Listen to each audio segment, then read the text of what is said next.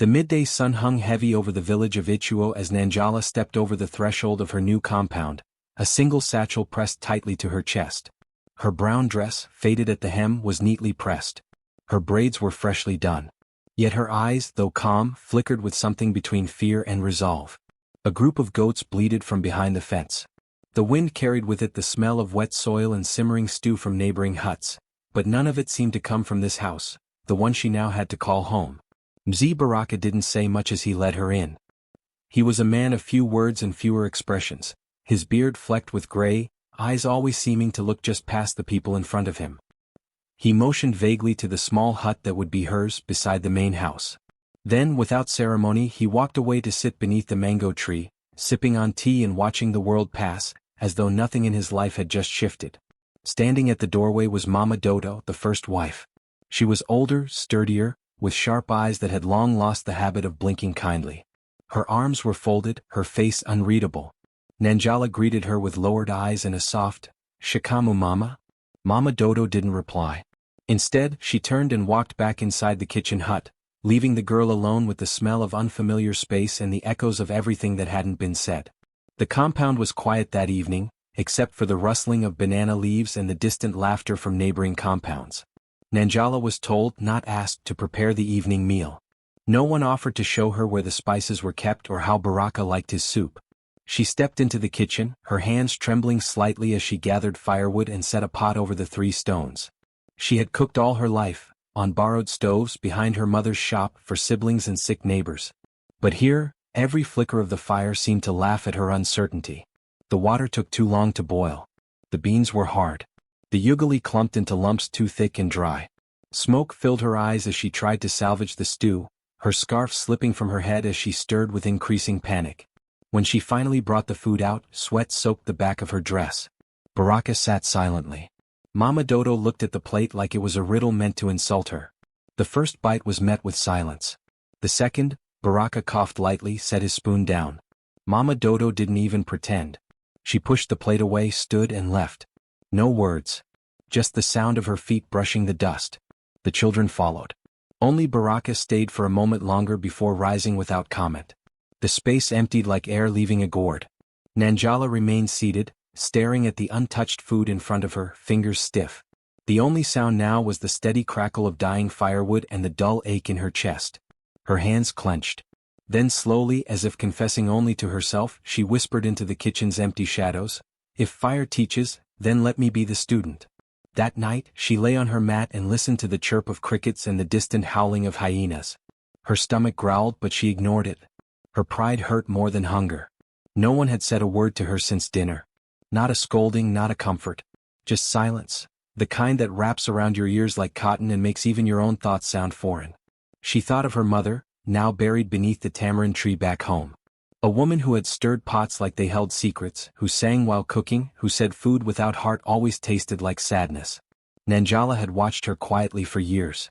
But now, standing in her place with eyes on her every mistake, she realized she hadn't learned enough. Not yet. In another house, maybe there would have been room for laughter or forgiveness. But not here. Not with a husband who barely spoke and a co-wife who wore bitterness like perfume. And yet she didn't cry. She didn't scream. Instead, she sat beside the cooking pot long after the fire died, just staring into the ash as if trying to read what future it might spell out for her. She wasn't the first girl to be married into silence, but she may be the first to break it without raising her voice. For some women, silence is a prison. For others, it becomes a tool, shaped carefully, wielded with patience, until it carves out a path no one thought they could walk. Nanjala didn't know yet which kind she would become. But as the stars blinked into the sky and the goats settled in the corner of the compound, she closed her eyes and imagined a day when someone would ask her for her recipe, not for food but for how she endured. Somewhere inside her, something quietly decided. She would not be sent away in shame. She would not let burnt ugali be the end of her story. And outside, unnoticed by her, a small boy peeked from behind the banana trees. Kibaki, Baraka's youngest, had watched it all. The struggle, the silence, the woman who didn't break. He watched with wide eyes. And though he didn't yet understand why, something inside him softened. Respect doesn't arrive with the wedding drumbeats. Sometimes, it arrives much later, through fire, through failure, through a kind of patience no one warns you about. And so, the fire would burn again tomorrow. And again the next day. And maybe one day it would warm more than just food. Maybe, just maybe, it would warm hearts. Every morning, before the first rooster crowed and long before the sun slipped into the sky above Ichuo, Nanjala rose quietly from her mat. Her fingers were blistered, her back stiff from the hard floor, and her eyes carried the weariness of someone whose heart had been whispering, "Not today," only to be ignored again and again.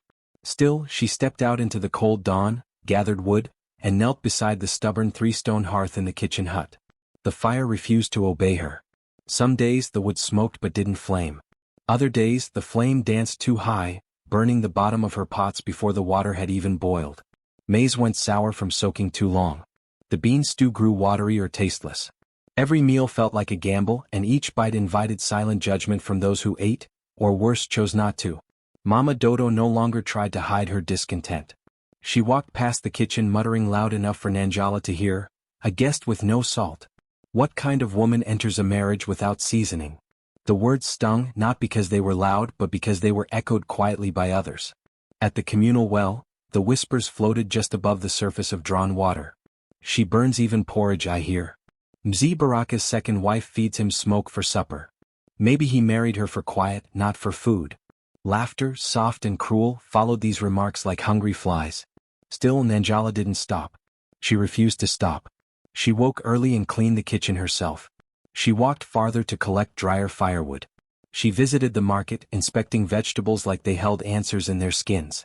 And each night, no matter how disappointing the meal, she sat beside the ashes until they cooled, eyes lost in thought. When Baraka spoke, it was minimal. "Thank you," or nothing at all. His silence was neither warm nor cruel, just empty. And that made it harder. At least with anger, one knows where the fire burns. But with quiet, it's just cold. Kabaki, the youngest, continued to sit with her. He'd eat quietly, licking his fingers between bites, even when the beans were dry or the rice clumped. Sometimes he'd murmur, "It's not bad today." Once he added, "It tastes like someone is trying." That one sentence stayed with her for days. One afternoon, Mama Dodo prepared her famous mbuzi stew for a visiting aunt. The aroma filled the compound, spiced, balanced, familiar. Nanjala stayed inside her hut, pretending to nap, her stomach curling not from hunger but from defeat. Still, when the sun sank low, she rose, tied her scarf, and stepped back into the kitchen. "Maybe food is not just taste," she whispered while blowing on a reluctant ember. "Maybe it's time, and time hasn't ripened me yet." It was then that she remembered the old satchel she had hidden beneath her sleeping mat, the one she had packed in silence before leaving her mother's home. Inside were two worn notebooks. One was filled with old market prices and sketches of gardens. The other was her mother's. Torn at the corners, stained by oil, pages marked with faded ink and flower fingerprints. It was her mother's teaching notebook, the one she used at the rural girls' school before she passed. Nanjala lit a lamp, turned to the first page, and saw a line underlined in red, "Every dish begins before the fire, inside the mind." She touched the sentence with trembling fingers. Tears gathered, uninvited. That night, she read until the lamp flickered to its end. Each page became a conversation with the woman who once stirred pots while humming lullabies. The notebook didn't offer magic recipes, but it reminded Nanjala of things she'd known in fragments. How to use sour mango to cut bitterness, how heat can be reduced with clay bricks, how each herb carried memory, and every meal had meaning. She began practicing alone, late at night or just before dawn. She wrote notes beside her mother's margins. "Too much oil, try less next time. Baraka doesn't like pepper. Boil ground nuts before roasting, smoother texture." The kitchen stopped being a battlefield. It became a classroom. Still, the failures didn't disappear. The porridge would still clump. The greens would still turn limp. But slowly a shift began, not in the food but in the girl. She stirred with more attention. She stood straighter. Her hands didn't shake.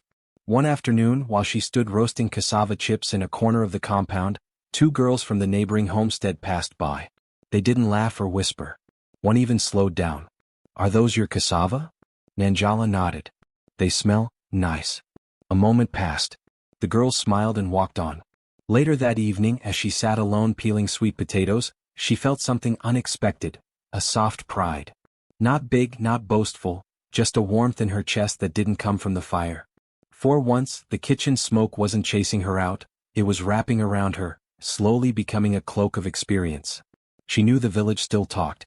that Mama Dodo would still sneer, that Baraka may never compliment her cooking. But she also knew she was no longer the same girl who had walked into this home clutching a satchel of worry. To the viewers of her story, let this be your moment of pause. Have you ever failed so publicly that only silence answered you? Have you kept going anyway? Because sometimes growth doesn't come with praise. Sometimes it comes with burns, bitterness, and the heavy silence of being watched. But fire, though harsh, also cooks. And if you stand near it long enough, not to be devoured but to learn, you will feed something greater than just yourself. And so, Nanjala continued to rise before the sun. Because somewhere deep within her, a small hope whispered. One day the same people who mocked the smoke would sit around the meal and ask for more. The sun had begun to stretch longer fingers across the Ichuo sky, signaling the slow shift toward planting season. The village buzzed with quiet urgency, tools sharpened, seed baskets prepared, elders consulting with the land. In the middle of this preparation, the rhythm of Nanjala's morning stayed unchanged. Rise before the sun, attempt a meal, endure the silence that followed. But a small rhythm had begun to form, unexpected and soft like a child's hum at dusk. Kibaki, the youngest son of Baraka and Mama Dodo, had started sitting with Nanjala at mealtimes. At first it was accidental. The others would leave the table in their usual wave of silent protest, and Kibaki, with his round cheeks and curious eyes, would linger just a moment longer, nibbling the edge of a dry mandatsi before wandering off. But over the course of a week, lingering became sitting. Sitting became speaking. And speaking, though brief, became kindness. One afternoon, Nanjala served maize that was slightly too hard, the beans still undercooked in parts. She placed the plate on the reed mat, expecting the usual polite escape. Instead, Kibaki sat beside her, picked up the wooden spoon and scooped a mouthful. He chewed with exaggerated thought, then smiled. It still makes my stomach sing. Nanjala blinked at him. It wasn't just what he said, it was the way he said it, like the food was a song, and he had chosen to dance with it anyway. Her lips parted as if to respond, but no words came.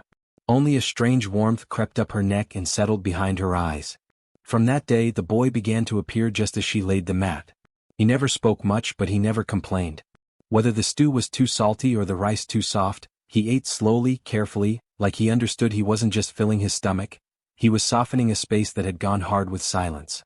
One morning she made millet porridge, this time managing to blend it with groundnuts, just as her mother's notebook had described. Kibaki took a spoonful and let out a quiet sigh. This one is dancing, he said, giggling as he tapped his spoon on the bowl like a drum. Baraka noticed, though he said nothing. From his usual spot under the mango tree, he would glance over occasionally, watching his son eat with the second wife. His face remained unreadable. But one evening, after Kibaki had eaten 2 full helpings of yam stew, Baraka stood up from his chair, walked over to the plate, and spooned some for himself without a word. He ate slowly, then walked away. Nanjala watched the man's retreating back with a heart pounding in quiet disbelief. It wasn't a compliment. It wasn't even acknowledgement. But it was something. The next day Mama Dodo pulled Kibaki aside. Her voice wasn't loud, but it was sharp enough to cut across the compound. You're becoming too soft, Kibaki. Sitting there like a chick under the wrong hen. You think you're clever? Eating anything and smiling like it's honey? Kibaki, brave in the only way children can be, simply replied, She tries, Mama. You don't even taste it. That earned him a slap, not from anger but from fear. Mama Dodo feared softness. She had survived by sharpening every edge of herself, especially after Baraka brought in another woman.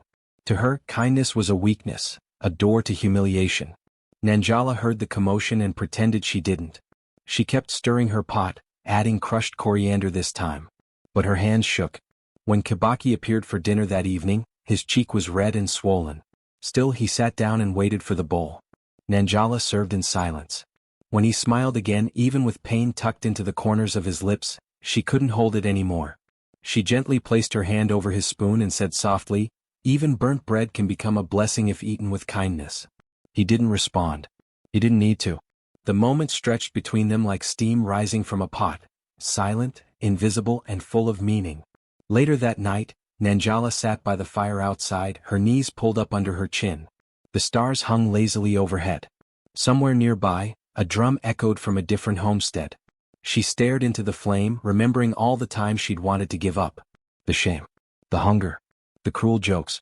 But now there was a boy who returned each night with a spoon and a smile. A boy who reminded her that her efforts hadn't vanished into thin air. They had found a stomach. They had found a song. Sometimes, it takes a child to prove your worth when adults only look for your cracks. Children don't carry the same pride or bitterness. They carry questions. They carry wonder. And sometimes they carry the seeds of someone else's healing without knowing it. That night, Nanjala opened her mother's notebook again. She didn't read this time. She just touched the spine and whispered, "I'm still learning, Mama." But today I was heard. Tomorrow she would cook again. The maize might still be hard. The beans might still burn. But Kibaki would be there. And through him so would her hope. If kindness could turn burnt bread into a song, then maybe one day her cooking would become more than survival. Maybe it would become memory. Maybe it would become home. The drums of celebration echoed through the red hills of Ichuo as the village gathered for the long-awaited wedding of Mosi and Nafula. Palm fronds lined the pathways, colorful wrappers danced in the wind, and laughter bubbled from every compound like water from a fresh spring. The chief's homestead had become the center of festivities, and food would be the heart of it all. When Nanjala offered to help cook, the air around her shifted. A few smiles stiffened. Women who stirred pots and peeled yams together every week now paused mid-motion. Mama Dodo raised an eyebrow but said nothing, her silence an entire sentence on its own. The bride's aunt hesitated before nodding, not quite with confidence but with resignation. "Just help with the stew," she said. So Nanjala took her place beside the fire, surrounded by other women who whispered more with their eyes than their lips. The pot was large, meant to feed 60. The meat had been slaughtered that morning, and the tomatoes were freshly crushed. Nanjala moved with care, her heart thudding louder than the fire crackling beneath her. Kibaki had squeezed her hand before she left the compound, whispering, "You'll do fine." But now, in front of all these seasoned women and expectant guests, her confidence thinned like old porridge. The stew began to bubble. She added salt, remembered to stir. She tasted, adjusted. She prayed. But something went wrong. Maybe the heat was too low.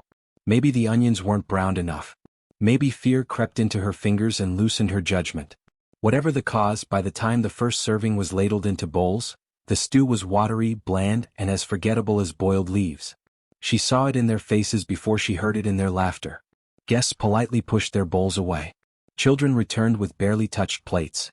A woman whispered, not softly enough, "You could bathe in this soup and come out just as dry." Another chuckled, "She must have learned from ghosts. No living woman cooks like that." Nanjala felt her knees weaken. Her ears burned. Her hands clenched so tightly she nearly crushed the ladle. She didn't speak. She didn't cry. She simply wiped her hands on her wrapper, walked away from the fire and kept walking. Past the mango tree. Past the well. Past the cluster of gossiping women. She didn't look back. For 3 days she was gone. No one knew where she went. Some said she returned to her parents' village. Others said she had gone to hide in shame. Mama Dodo told neighbors, she finally accepted her place, outside the kitchen. Her tone was smug, satisfied. Baraka asked no questions. Only Kibaki missed her in silence. Each evening he walked into the empty cooking hut and sat where they used to share meals.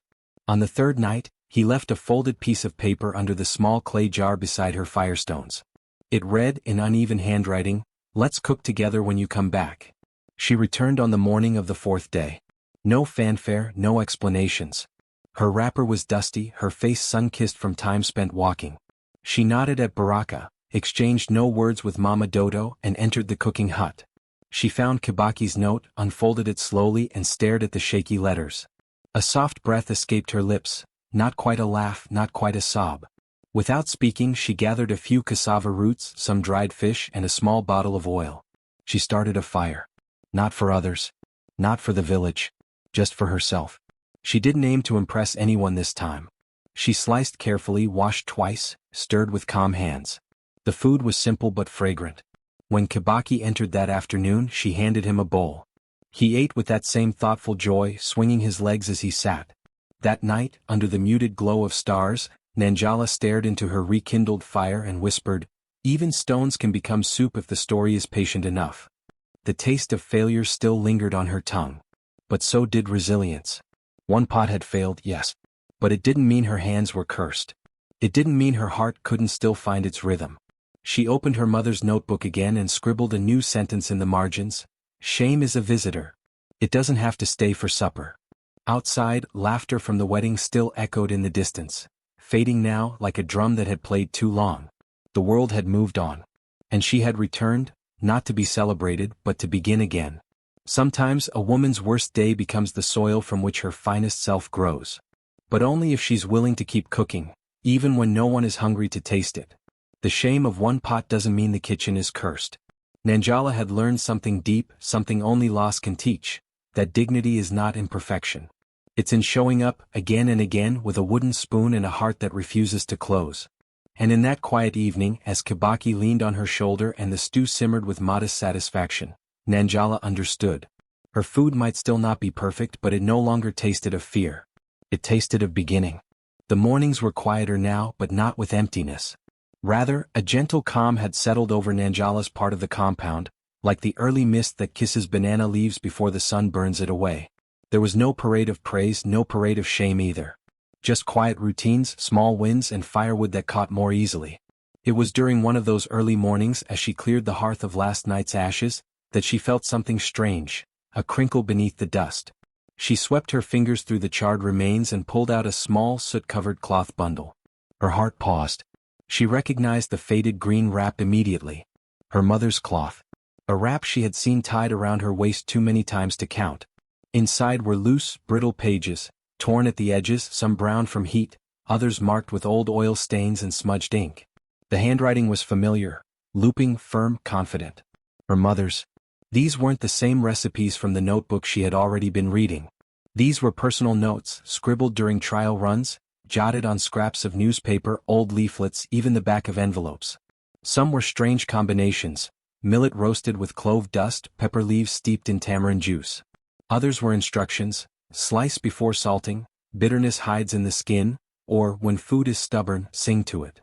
Nanjala sat back on her heels and stared at the ashes where they had been hidden. Had someone placed them there on purpose? Had they fallen and gone unnoticed all this time?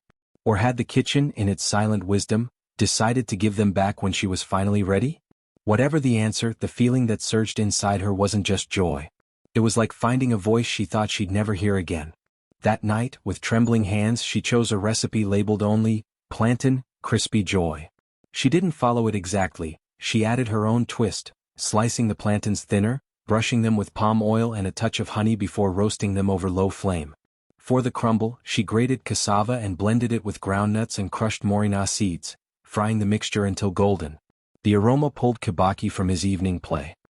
He walked into the kitchen with wide eyes, sniffed the air and said simply, "It smells like the way my dreams taste." Nanjala laughed. Not a quiet chuckle but a real, full-bodied laugh. For a moment she forgot all the tension of the past months. She forgot Mama Dodo's sharp glances and the village women's gossip. For that one moment she was just a girl sharing food with a boy who believed in her. They sat on the mat together, crunching the plantains and scooping the crumble with their fingers. Kibaki licked the palm of his hand when they were done and looked up at her with hopeful eyes. "Can you make this for my school lunch tomorrow?" he asked. She paused. The idea of her food leaving the compound and entering the outside world, where teachers, other children and maybe even their parents might taste and judge, was terrifying. But when she saw his expectant face, she nodded. "Yes. I'll wrap it in banana leaves just like Mama used to." The next morning she sent him off with a parcel still warm from the fire. By noon word had already started trickling back. A teacher had asked Kibaki where he bought it. A classmate had asked for a piece. Someone even said it tasted better than the store-bought cakes brought by a merchant's son. Nanjala said nothing. But when she stirred the stew that evening, her hands felt steady. Her heart even steadier. Not everyone celebrated her.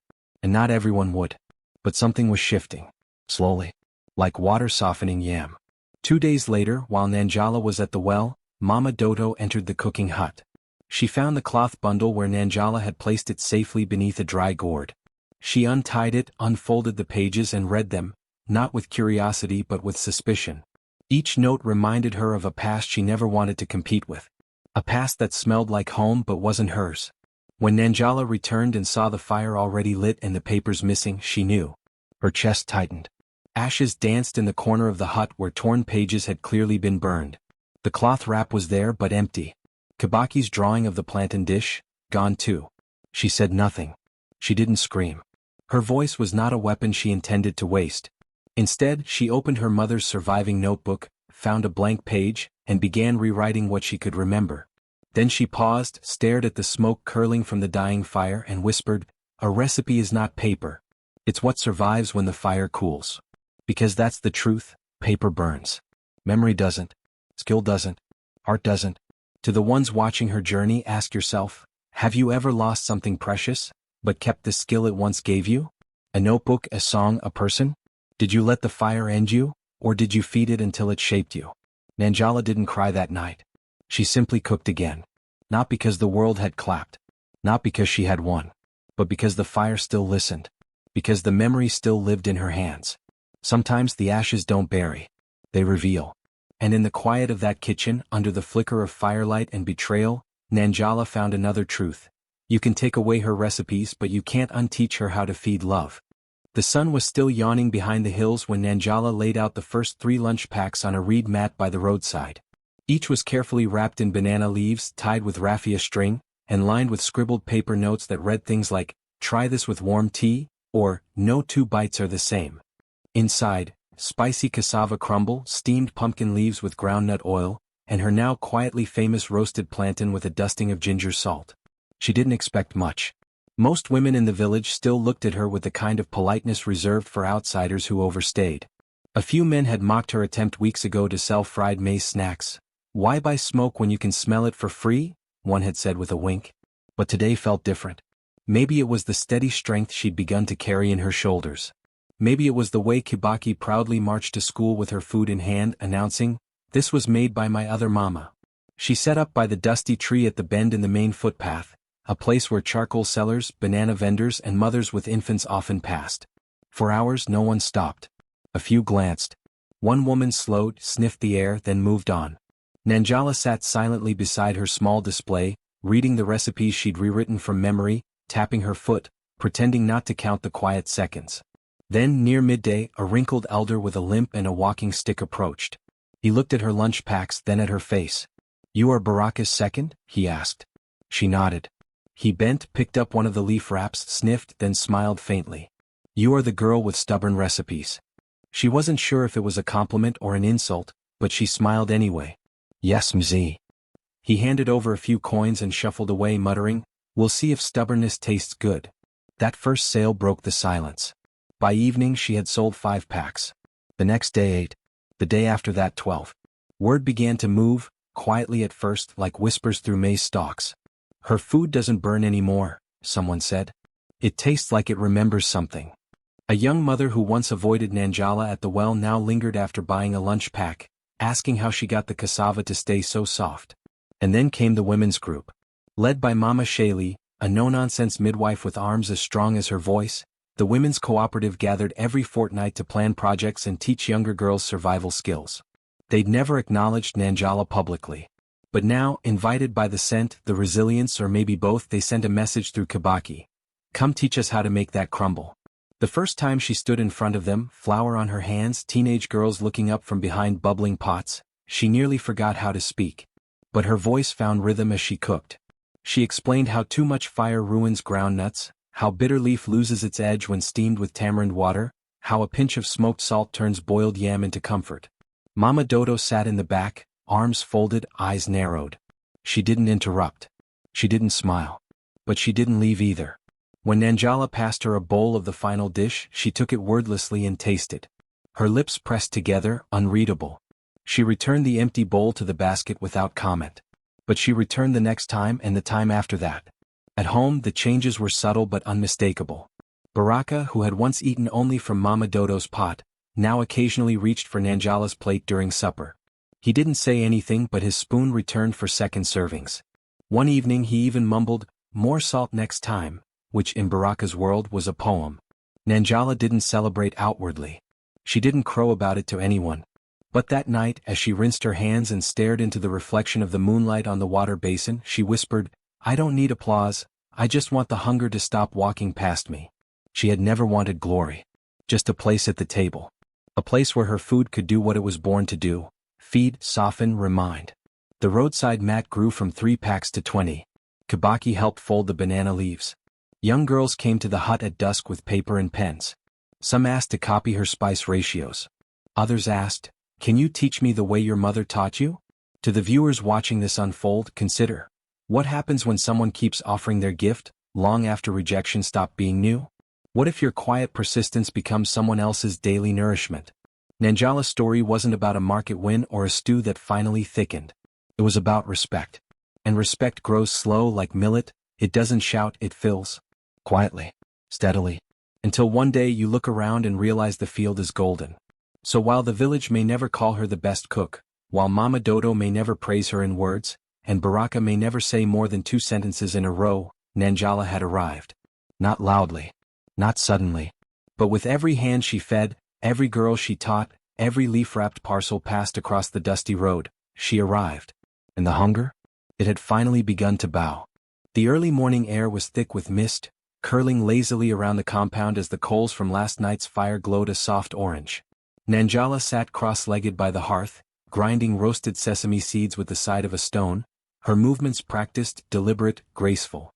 The hush of dawn had become her favorite part of the day, before mouths began to ask and eyes began to measure. A knock on the wooden post startled her. It was Mama Shaylee, the women's group leader, her wide smile carrying the breeze of something new. "We've decided," she announced, "you're no longer just Nanjala. From now on we call you Mama Watamu." Nanjala blinked. "Watamu?" "Deliciousness," Mama Shaylee said laughing. "Because you don't just cook. You remind us what food means." The name spread fast. At the roadside stand, children began to chant it while passing. One girl brought a song she made up about plantain and patience. Even women who had once looked away now nodded when they saw her, murmuring the name like it belonged to someone they had always known. But the sweetness of the name arrived just as another storm began to brew, this time not from fire or failed stew, but from flesh and fever. Mama Dodo fell ill. It started as a cough that wouldn't go. Then came weakness in her legs, then a fever that refused to break. Baraka brought herbs, consulted with the village healer, but nothing seemed to work. She lay curled on her mat, her body shrinking as her silence grew heavier. No one asked Nanjala to help. But she did. She brewed the soft yam soup she had once failed at, now thickened with groundnuts and soothed with basil. She cooled her forehead with wet cloths, whispered gently at her bedside even when no answer came. Each spoonful was offered not with triumph but with tenderness. Mama Dodo resisted at first, turned her face, pressed her lips shut. But hunger can humble even the most guarded. And one evening she opened her mouth and swallowed the soup. Nanjala did not smile. She did not speak. She simply fed. Spoken reflection rose inside her as she stirred the next pot. When someone softens enough to eat what you offer, healing begins. The days passed. Slowly Mama Dodo's strength returned. Her eyes cleared. Her voice, once sharp, was now slower, still wary but less weaponized. One morning as Nanjala brought her a bowl of millet porridge, Mama Dodo held it without eating. "Where did you learn to be this kind?" she asked. Nanjala didn't flinch. "Same place I learned to be silent." The answer hung between them like smoke. From then on the air shifted. There were no apologies, no embraces. Just small things. Mama Dodo brushing flour from Nanjala's shoulder without comment. Nanjala setting 2 spoons on the mat instead of 1. A quiet peace built not from words but from the rhythm of women sharing space, heat, and labor. It was Kibaki who saw what no one else dared to speak. One afternoon he tugged at Nanjala's wrapper, holding out a folded paper. On it was a pencil drawing of the cooking hut. 2 women stood side by side, one older, one younger. Both smiling, both stirring pots. He pointed proudly. "This is you and Mama Dodo. Cooking. Like a team." Nanjala took the drawing slowly. Her throat tightened. She looked down at the curved lines, the careful shading of firewood, the little stick figure boy in the corner labeled me. That night, after everyone had gone to sleep, she sat alone in the cooking hut, the drawing on her lap. She stared at it until her eyes blurred. A single tear dropped onto the corner, smudging the name Mama Watamu. She let it fall. Not because she was sad, but because something deep inside her, something bruised and silenced and burned, had finally been seen. To those watching her story, listen closely. Tag someone who gave you a second chance. Someone who tasted your effort even when it was still raw. Someone who sat with you in your failure and let you try again. Because healing doesn't arrive in applause. It comes in spoons. In shared kitchens. In silence that no longer cuts but comforts. Baraka said little as always. But at dinner he served himself from both pots now, hers and Mama Dodo's. And though he never spoke her new name, Nanjala knew he'd heard it. Respect like millet grows slowly. It does not demand. It does not bloom loudly. But it fills. It nourishes. It endures. And now, in the heart of the home that once held only smoke, two women stirred side by side. Not friends, not enemies, but something braver, survivors.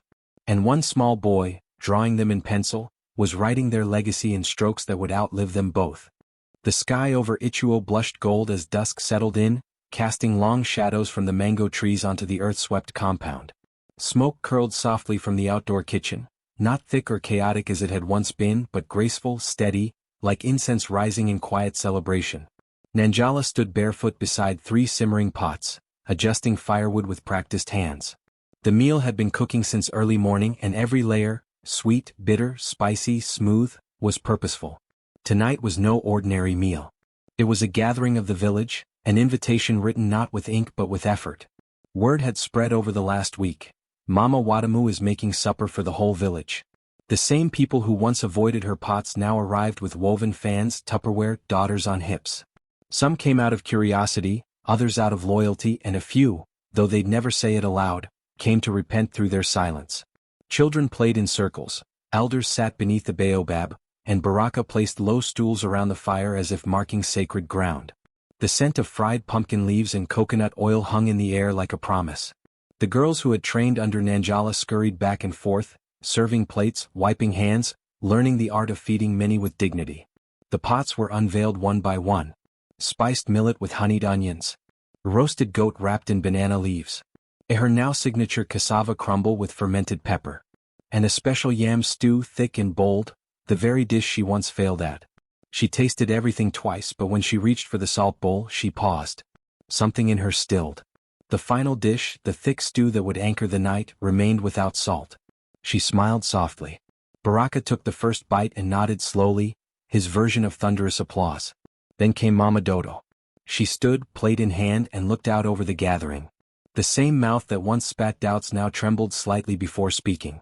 I once thought this girl was only smoke, she said, her voice louder than the fire. But now she is warmth.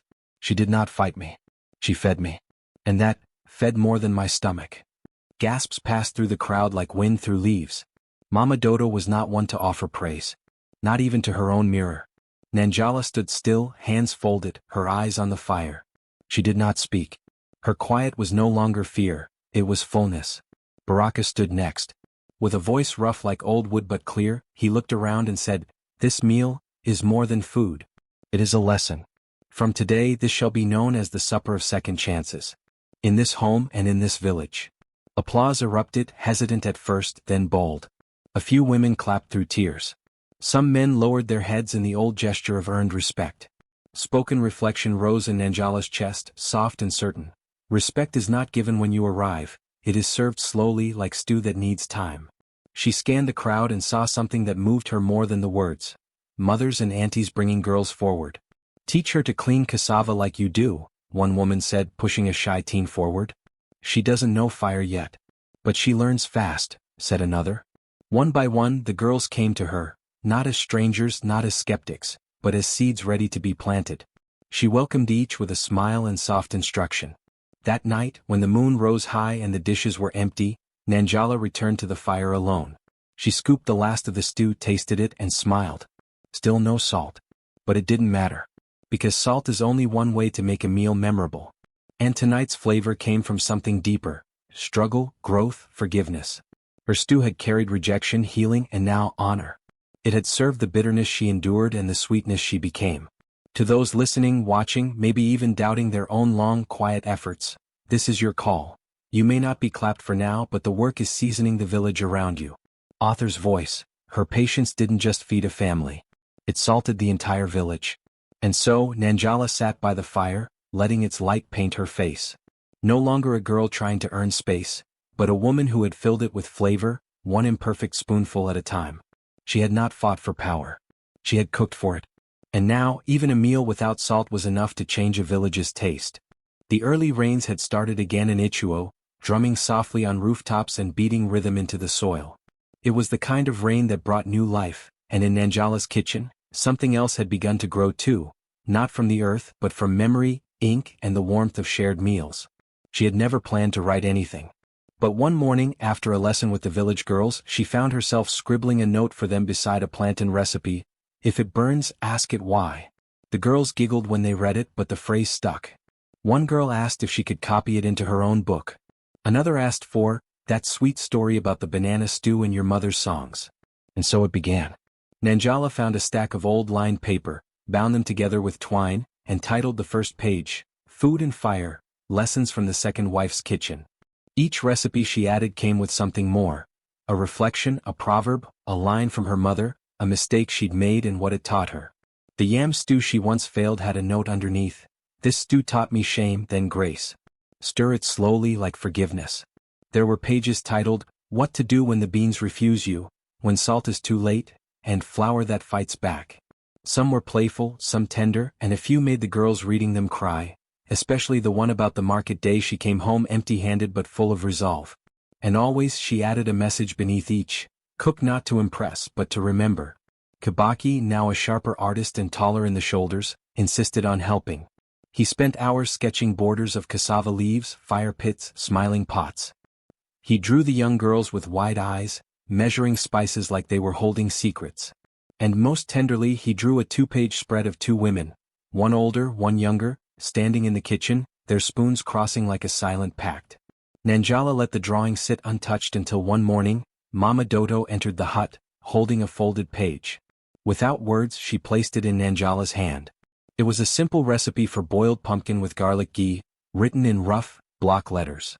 At the bottom she had scrawled: "The first wife learns, bitterness spoils the cook, not the food."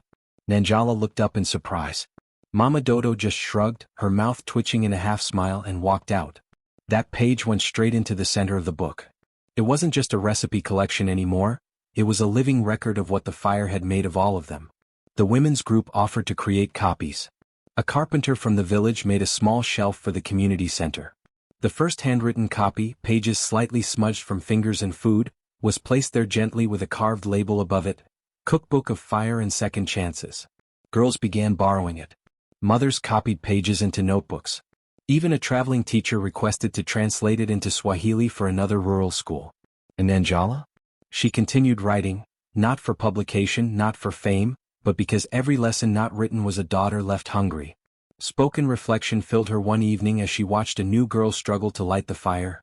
"Maybe I ruined the food, but I didn't ruin the chance to nourish." This, she realized, was the truth of her journey. That failure had not been her enemy, it had been her recipe. Each burnt pot, each laugh behind her back, each night she cried into an empty gourd, none of it had been wasted.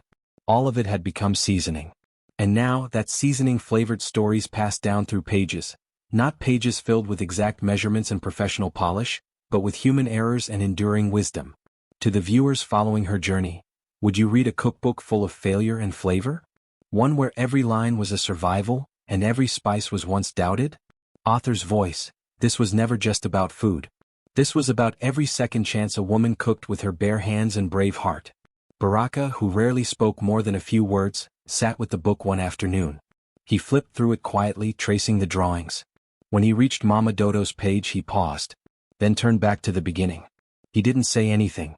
But that night, he asked Nanjala what she planned to cook for the library's naming ceremony. She looked up from her stew, smiled gently, and said, "Something with a little smoke. Just enough to remind us where it all started." In the final page of the cookbook, beside a small ink drawing of ashes blowing into the wind, Nanjala wrote, "The fire may ruin the meal, but it also teaches you what to do next time. That's why we cook again. That's why we write it down." And so the cookbook that wasn't meant to be written became the most precious book in the village. Not because it was perfect, but because it was true.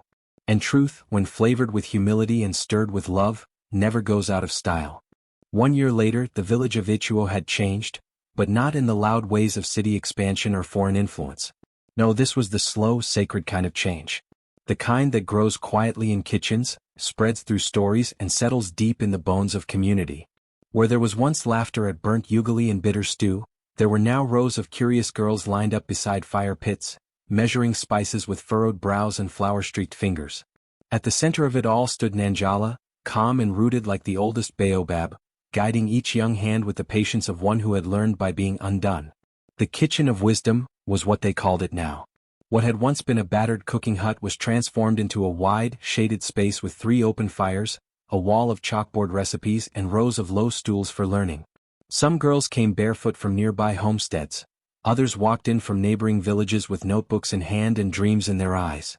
Nanjala no longer taught just cooking. She taught endurance, self-worth, grace under mockery, the art of failing beautifully. And always Kibaki was there. Now 9 and confident beyond his years, he stood proudly beside his other mama, teaching younger boys how to clean vegetables, how to sweep ash, how to carry food without dropping it. One afternoon a boy joked, "You cook like a girl." Kibaki looked up, smiled and replied, "I cook like someone who eats well." Laughter followed, but the kind that heals, not hurts. Baraka came more often now. He would sit on a stool just beyond the smoke and watch them work. Sometimes he offered quiet advice on firewood. Sometimes he simply sat, nodding at nothing in particular. He had begun to smile more, tight at first but slowly loosening into a kind of weathered peace. And Mama Dodo? She sat beside Nanjala at nearly every event, her arms folded but her presence constant. She didn't fight the praise Nanjala received anymore. She even corrected someone once who called her just Baraka's second wife. "She's not second," Mama Dodo had said, not loud but loud enough. "She's the reason we all ate in peace this year." When the harvest festival came around, the chief in his ceremonial robe and beaded staff approached Nanjala with an unusual request. "Will you speak?" he asked. "Not just cook. We want you to tell the village what perseverance tastes like." That evening, under lanterns strung from tree to tree and the rhythmic beat of celebratory drums, Nanjala stood on the small wooden platform where once only men had been invited to speak. She looked over the crowd, at the girls who had wept beside ruined pots, at the women who had once whispered behind her back, at the men who now nodded with respect, and began. "I didn't come here to impress anyone. I came here because I had nowhere else to go. And maybe that was the lesson. Maybe I wasn't brought here to impress them. I was brought here to endure." A hush settled over the gathering, the fire crackling softly beside her. "I was mocked for failing. But failure was what fed me. I was ignored for trying. But trying was how I found my voice. And when no one clapped, I learned how to hear my own footsteps and trust they were enough." She paused. "I thought the fire was my enemy. But it was the fire that taught me everything." The applause that followed was not loud, but long, steady. As if each person was clapping for something they too had survived, something they too had burned and rebuilt. Author's voice: "The second wife didn't feed them food, they fed on her patience and called it respect." As the celebration came to a close, Kibaki ran up beside her, cheeks flushed from dancing, arms behind his back. "I made something," he said, holding out a small clay pot, lopsided but beautiful. "For you." Nanjala smiled, eyes misting. "No," she said softly, "this one's for you." She placed the pot back in his hands, guiding them to hold it with care. "With both hands," she whispered, "like you're carrying a future." He nodded solemnly and clutched it close to his chest. And there, under the watchful stars and the fading echo of drums, the fire glowed not just in the pit, but in their hearts, in their hands, in the name she had carved for herself with every burnt pot, every silent tear, every meal that wasn't perfect but was never given up on. It were remembered. And in remembering they passed it forward, not just as food but as wisdom wrapped in smoke. And Nanjala, the second wife who once ruined everything, had finally seasoned the village, not just with salt but with strength.